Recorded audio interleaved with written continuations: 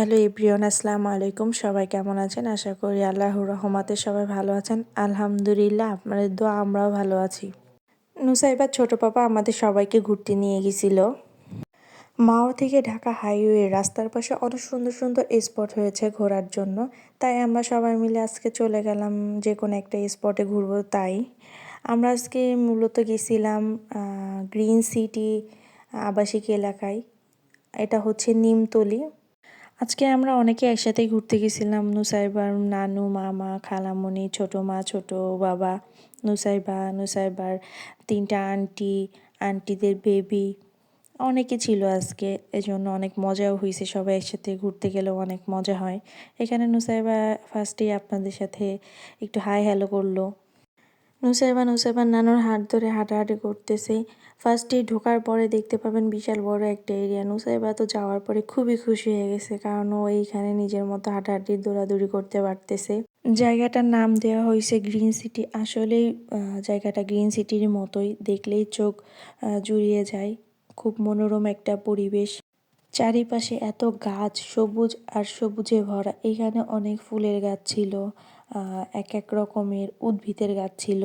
তার মাঝে মাঝে আবার বসার জন্য কিছু জায়গা ছিল। এখানে আবার একটা দেখতে পেলাম ট্রেন। জায়গাটা অনেক বড়, তো এই জন্য বাচ্চারা হেঁটে দেখতে পারে না।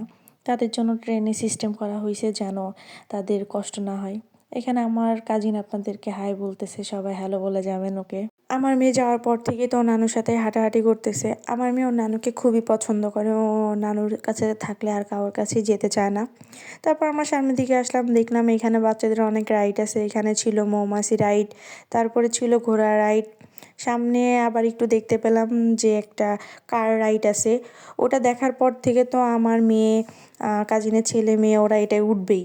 তারপরে আবার দেখতে পেলাম এখানে আবার একটা ড্রাগন রাইড ছিল। ও আচ্ছা, আপনাদের যদি কারোর কোনো ইচ্ছা থেকে থাকে তাহলে আলাদিনের কাছে আসতে পারেন, সে আপনাদের সব মনের ইচ্ছা পূরণ করে দিবে।